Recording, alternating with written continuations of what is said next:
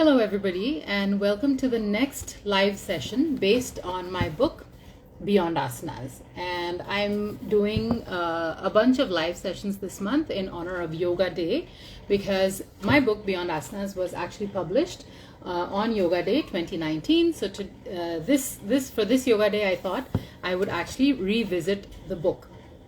So today we're doing chapter 6 of the book, and chapter 6 is called Ardha Chandrasana.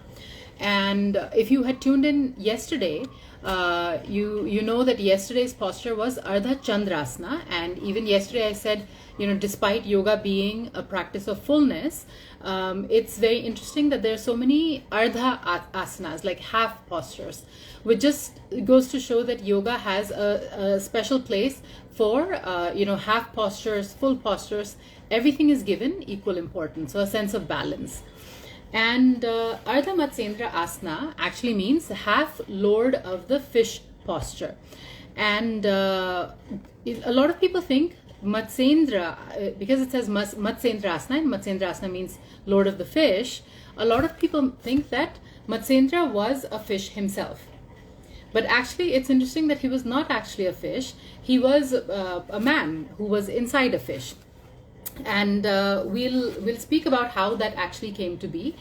And so the story, I only have one story in this chapter 6 of the book. I only have one story, and the story is called The Sage Who Wasn't a Fish, sort of like clarifying to all the readers that Ardha Matsyendrasana, Matsyendra was not a fish. And this story also has the themes of mother-child. There is a child, Matsyendra actually. There is a child who figures in the story. And unlike in Balasana, where we saw a typical mother-child relationship, where we had Krishna and Yashoda, that relationship which was a typical mother-daughter relation, mother-son relationship, mother-child relationship. Here also we see that, but here it's actually like a negative relationship. So the theme is there, but here the theme has a slight negative spin on it. So here we see that there was once a couple, and they were going to have a child, and they discovered that this child that they were going to have was going to be born to them at a very inauspicious time. And so that's something that is very common here in India. Everybody likes to have there's like we believe that there's a good time, like an auspicious time to do certain things. And like when I was gonna have my baby, the doctors even asked me if there was a particular time that I wanted to have the baby in. So there's like a lot of a lot of feelings and a lot of emotions attached to like having starting something in a good time, or having a child at a good time. So here also they obviously couldn't do anything about it, and they ended up having a child at a very inauspicious time. And so what they decided to do was they decided to get rid of the child, and they decided to throw him into the river. So they just they just wanted to get rid of this child that they had. And but what happens is that once they threw this child in the river, there was this huge fish, and the fish came and it swallows this child and kind of provides the child with protection. And the child eventually ends up growing and growing up healthy and happy inside the fish. And one day, as it so happens, this fish is swimming next to the riverbank, and the riverbank happens to be one where Shiva and Parvati are hanging out. They're just sitting at the next to this river bank.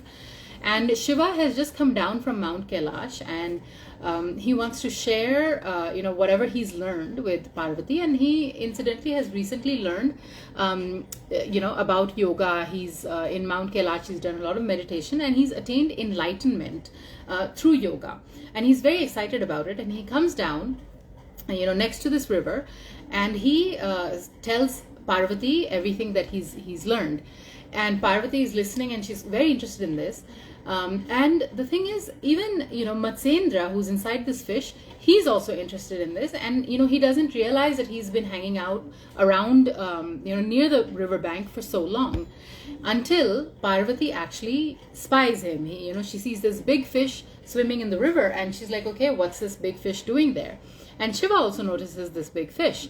And, so they said, Shiva just sort of jokingly asks the fish, hey, who are you? And why have you been hanging out, listening, eavesdropping on our conversation? And why don't you just go? And they didn't really expect that the fish would talk back to them, but there was a voice that came from the fish, and the voice was actually Matsyendranath speaking, from within the fish. And he told Shiva that he really appreciated whatever Shiva was teaching Parvati, and he would like to hear more about it, and he would like to also attain that kind of enlightenment that Shiva had attained, and he wants to spend his time on this knowledge. And Shiva and Parvati are very impressed by this. I mean, Shiva is also, considered to be one of the best teachers in mythology. And he's very happy to see that, there's somebody who is really interested in these teachings that he has. And so he asked both Parvati and both Shiva, they asked him, how come you're inside the fish?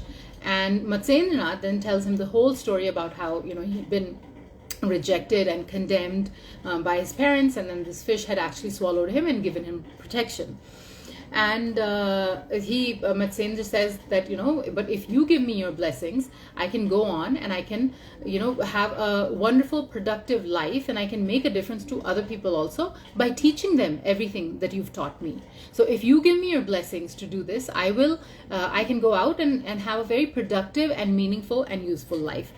And of course, there's nothing more that Shiva would have wanted. He was imparting this knowledge that he had to Parvati, and he saw that Matsyendra also was very inspired by the teachings and very interested in the teachings, and so he gave Matsyendra the blessings that yes, you can go out and you can teach whatever I've taught you.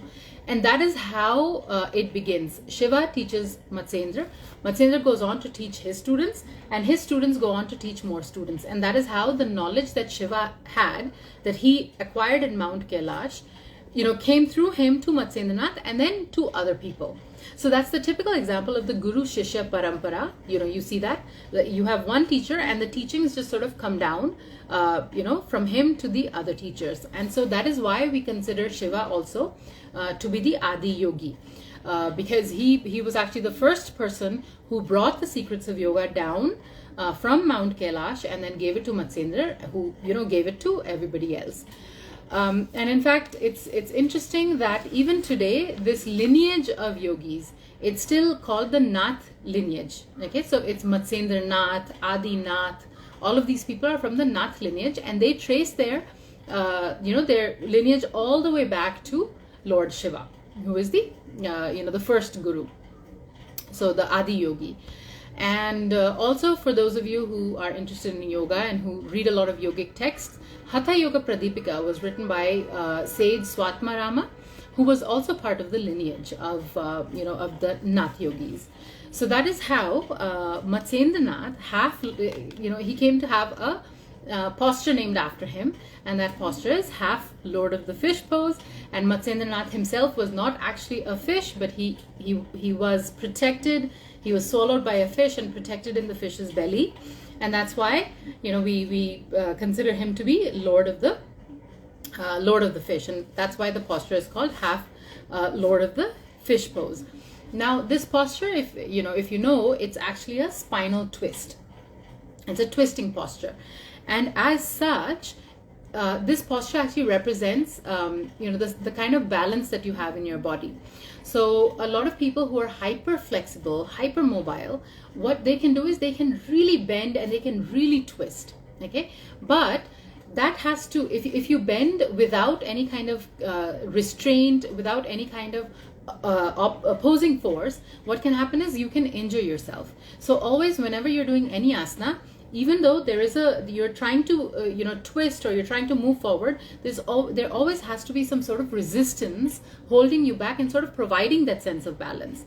So this Ardha Chandrasana, it depicts that you have to have this sense of balance. If you do a spinal twist and you twist too much, you can actually damage your spine. You can end up hurting yourself. And if you're very stiff, okay, if you have a body and a mind which is not flexible at all, you're not willing to bend, you're not willing to listen to anyone else, you're not willing to give anyone else that space, then you won't be able to do the asanas. That will also have a consequence on your life. So yoga practice is always about, you know, a sense of balance between being hypermobile and being so stiff that you can't do anything. So that's the same thing in life also. You cannot constantly listen to what other people are saying and doing. You have to have that sense of introspection about what you want, and at the same time you cannot just be so focused and kind of so stubborn about what you want that you're not open to what other people are saying. So that is actually what the Ardha Chandrasana is depicting, and that is the symbolism of Ardha Chandrasana. And as usual, there is a section in the book that where I always talk about the symbolism, a few sentences which sort of highlight the symbolism that I've written about in the entire chapter. So for chapter 6 of the book, and again chapter 6 is Ardha Matsyendrasana. It's from my book Beyond Asanas. Here the symbolism that I have written, and I'm going to read it exactly from the book. It says, done with some reflection, this pose helps yogis discover blocks in their bodies and in their lives. You will be able to look at your present and future without the fog of the past clouding your vision. You will experience clearer vision and perception. Okay, so basically again talking about how if you have to have that sense of balance, and to have a sense of balance there has to be a sense of reflection and introspection. Do I always listen to what other people are saying, or look at what other people are saying and try to do the same thing? Or do I also take into consideration what I want?